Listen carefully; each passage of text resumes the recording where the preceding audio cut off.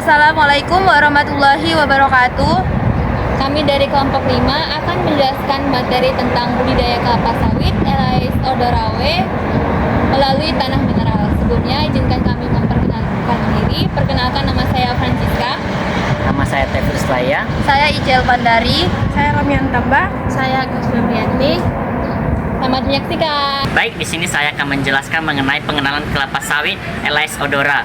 Kelapa sawit Elais Odora merupakan salah satu tipe sawit unggulan adaptif terhadap tanah mineral. Untuk ciri umumnya, yang pertama toleran terhadap pH tanah rendah.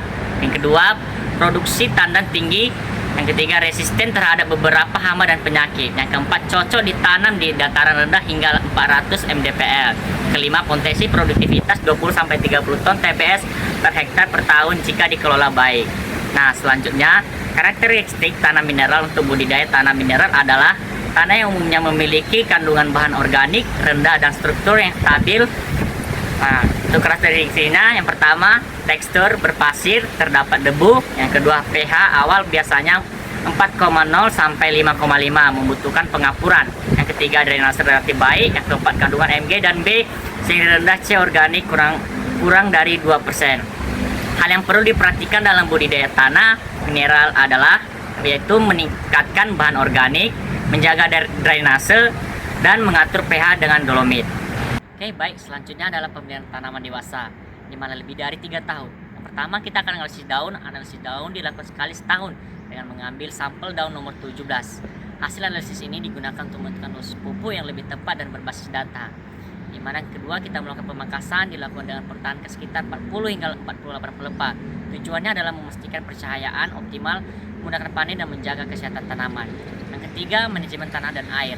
Pengelolaan tanah dan air mencangkup sistem drainase tetap berfungsi, merawat teras kontur, serta menambahkan bahan organik untuk memperbaiki struktur tanah. Selanjutnya adalah proses panen. Tujuan panen adalah memperoleh tandan buah segar atau TBS dengan kualitas terbaik. Yang pertama, kriteria kematangan TBS. TBS dianggap matang apabila terdapat 5 hingga 10 berondolan yang jatuh, warna tandan mulai berubah, dan spikelet tampak lebih melebar. Yang kedua, prinsip panen. Panen harus dilakukan tepat waktu. Jangan memanen buah yang masih mentah karena rendemennya rendah, dan jangan menunda panen sampai terlalu matang karena dapat menurunkan kualitas minyak. Yang ketiga, prinsip pengumpulan. Berondolan harus dikumpulkan seluruhnya. TBS harus segera diangkut ke tempat penampungan hasil. Selanjutnya adalah proses persiapan lahan. 1. Pengamatan dan analisa lahan, analisis tekstur dan struktur tanah, pengecekan pH dan unsur hara, serta penilaian drainase. 2. Perencanaan blok dan jarak tanam. Jarak tanam ideal untuk Elais Odorawe adalah 9x9x9 meter dengan kepadatan 134 tanaman per hektar untuk mendapatkan penyimpanan optimal. 3. Perbaikan kondisi tanah dilakukan melalui penggapuran tanah dengan dolomit, penambahan dilakukan kompos atau organik, dan pembuatan drainase seperti parit keliling dan parit cacing. Selanjutnya kita bahas tentang pemupukan. Fase pemupukan ada 2, yaitu pengendali gulma dan pengendali hama dan penyakit. Fase muda, tanaman kelapa sawit membutuhkan nutrisi penting seperti nitrogen, fosfor, magnesium, serta boron. Yang pertama, pengendali gulma. Gulma harus dikendalikan agar dapat bersaing dengan tanaman sawit dalam mendapatkan air dan nutrisi. Pengendali dapat dilakukan berdasarkan areanya, terutama pada piringan, gawangan, dan sepanjang jalan panenan. Yang kedua, pengendali hama dan penyakit.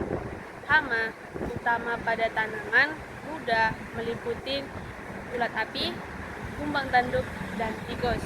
Sedangkan penyakit pada tanaman yang sering muncul adalah ganoderma, bercak daun, dan antarklosa. Pengendalinya dilakukan melalui pemanfaatan musuh alami, rotasi bahan aktif, serta monitoring rutin. Sekian materi dari saya, terima kasih. Baik, itulah materi yang kami mengenai budidaya kelapa sawit Elais Odorawe pada tanah mineral. Budidaya kelapa sawit Elais Odorawe di tanah mineral sangat berpotensi menghasilkan produksi yang tinggi, asal beberapa yang penting dikelola dengan baik. struktur tanah diperlukan memperbaiki, pemupukan harus dilakukan secara tepat dan berdasarkan data, serta pengendalian hama penyakit wajib dilakukan secara sistematis. Panen juga harus dilakukan pada waktu yang benar dan kegiatan pasca dilakukan dengan disiplin. Pada akhir ini, budidaya bukan hanya sekedar menanam, tetapi merupakan upaya mengelola sistem lahan dan tanaman secara berkelanjutan. Baik, sekian materi yang telah kami sampaikan dari kelompok 5, kami akhiri. Wassalamualaikum warahmatullahi wabarakatuh.